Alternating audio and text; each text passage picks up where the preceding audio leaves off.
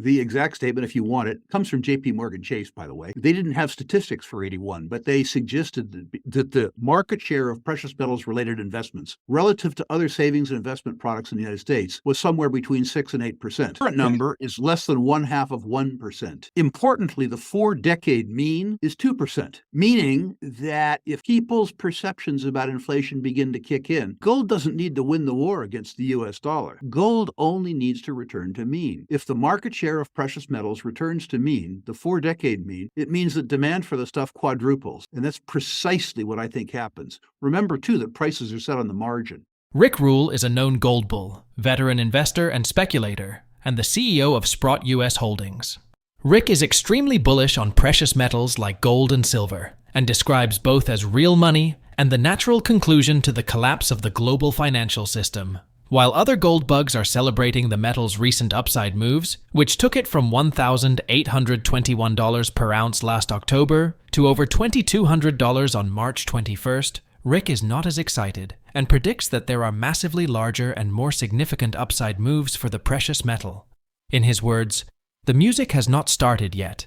It starts when gold is trading at $7,000 or $8,000 per ounce." According to Rick, investors are gradually losing confidence in the US Treasury market, but it is not happening on the scale it should be. When the maximum realization hits the public, and everyone realizes that the financial system is rigged to fail, Rick predicts that the demand for precious metals, beginning with gold and silver, will quadruple, and so will prices. Rick has always been particularly bullish on silver, which he often describes as a most hated asset, but the opportunity of a century for investors. We will present clips from Rick Rule's recent interview with natural resource stocks. As we do, please take a little time to like this video, subscribe to the channel, and turn on the notifications bell for more videos like this. You can also check out our other videos on gold and silver and the US and global economies. Thanks, and enjoy the video. Yes, no technician. And I don't offer any opinion as to whether we're at or about to break out. I would take issue with your statement that gold has really moved. Gold has moved from, 1,800 to 22 and change? Yeah. The move is what occurred in the period 2000 to 2010, where it went from Right. $250 to $1,900. Right. I don't go personally, because I think it's going to move from $2,200 to $2,500. I couldn't care less. Music is gold moving from $2,000 to $7,000 or $8,000. By the way, I don't want this to occur. The set of circumstances that causes it to occur creates problems in our life, and I would prefer not to have problems in my life. I'm old and fat and rich. I don't want that. But I believe that the set of circumstances is in place that was in place in the 1970s and in place again in the first part of the decade of 2000 to 2010 for gold to make a real move. I don't mean a $30 move or a $40 move. I mean a real move. I believe, too, that what you've seen in silver is more a dead cat bounce than anything else. Technicians would say it formed a long base. What I would say is very different. I would say the sellers got tired. Right. You run out of supply when you've taken out all the supply. It's interesting to note in the gold market, which you correctly surmise needs to precede the silver market, the buying in the gold market has not been individuals. In fact, individuals have been a net seller through the gold ETFs. From a contrarian point of view, that's good. That means gold is still hated, despite the fact that it's performing. The buyers of gold have been central banks.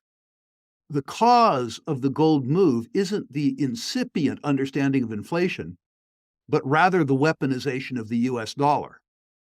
The stealing of $300 billion worth of Russian assets in US treasuries by the US government does not make other governments, particularly those who might be perceived as hostile towards the US, to continue to hold US treasuries.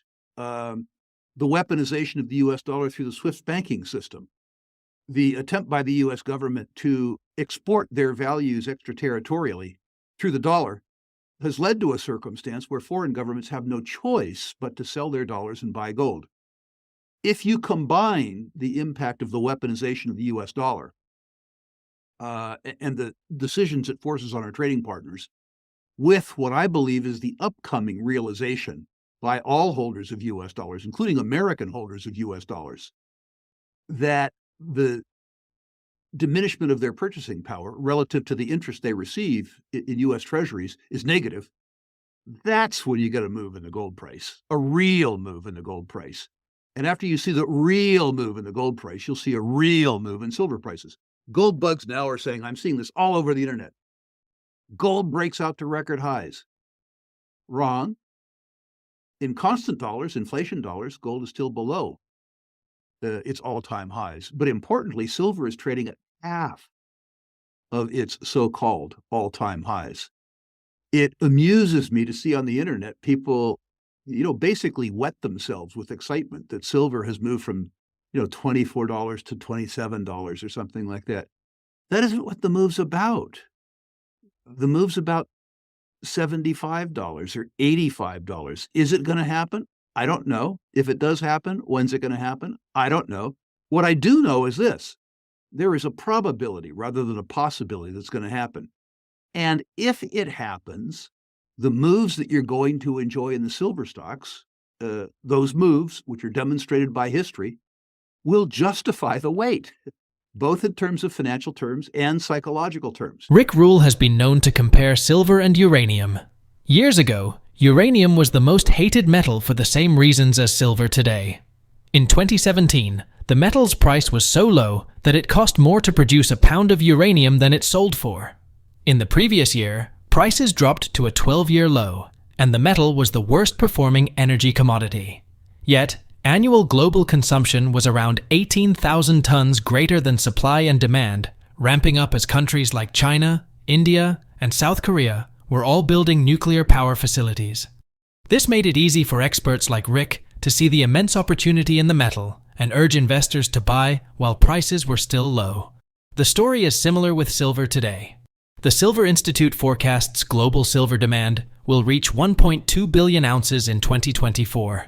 If achieved, this will be the second highest level of demand on record, also marking the fourth consecutive year of a structural market deficit for the precious metal.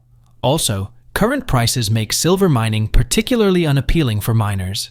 Yet, the metal's importance in achieving the world's green energy targets cannot be overemphasized. This is why Rick expects silver prices to become much higher than they are today, possibly even before the year ends. Let's get back to the interview. What's interesting to note is that people can understand a narrative like you did, but they can't bring themselves to action until the narrative is somehow verified or justified. That happens with price action, but when the price action occurs, the value of the narrative is less.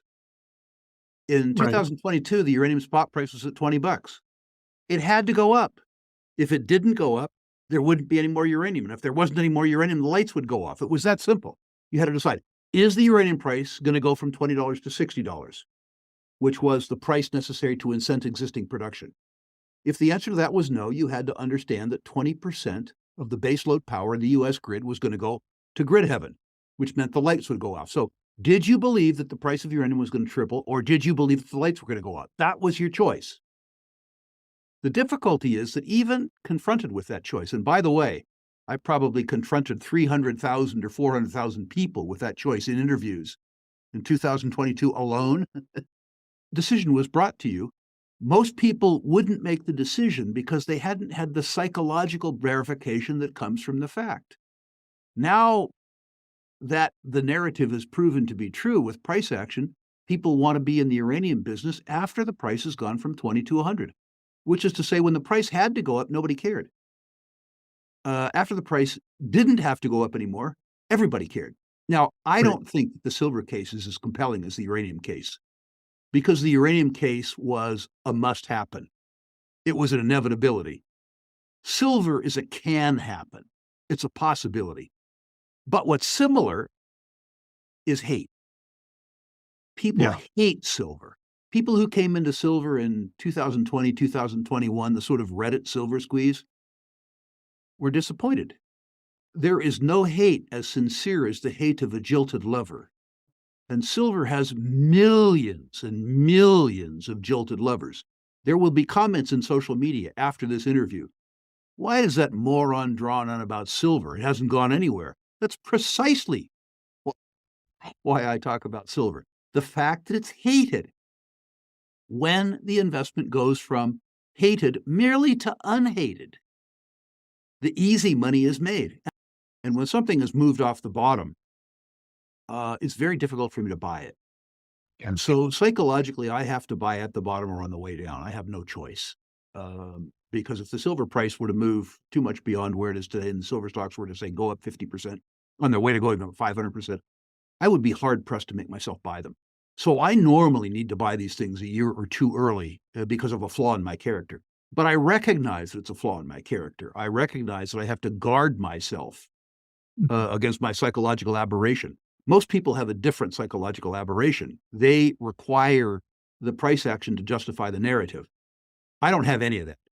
And I also don't have any fear at all of missing out.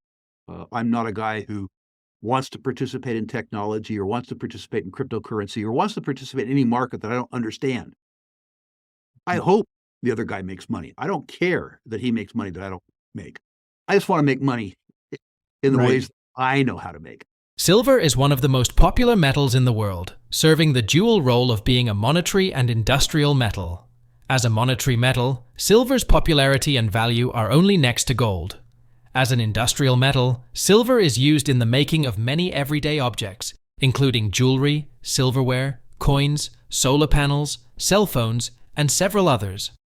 The white metal is the best thermal and electrical conductor of all the metals, making it ideal for electrical applications. It also has antimicrobial, non-toxic qualities that make it useful in medicine and consumer products.